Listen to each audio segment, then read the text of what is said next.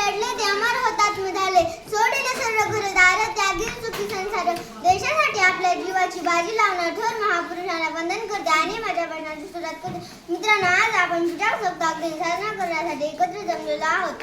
26 जानेवारी 1949 रोजी आपल्या भारताने राज्यघटना स्वीकारली.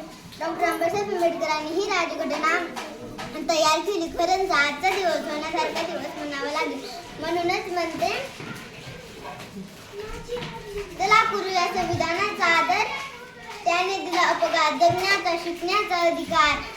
संविधान आहे म्हणूनच आहे वेगवेगळ्या जाती धर्म रक्षणाच्या वेगवेगळ्या भाषा बोलणारे लोक सुख समाधानाने राहत आहेत. म्हणून मी जाता जाता एवढेच म्हणते, विविधतेत आहे अंकुशात, म्हणूनच आहे भारत देश महान. मी जाता जाता एवढेच म्हणते, सारे जहां से अच्छा हिंदुस्ता हमारा हमारा, सारे जहां से अच्छा. ह्या झेंड्याला तिरंग्याला वंदन करते आणि मी माझे भाषण संपवते. जय हिंद, जय भारत.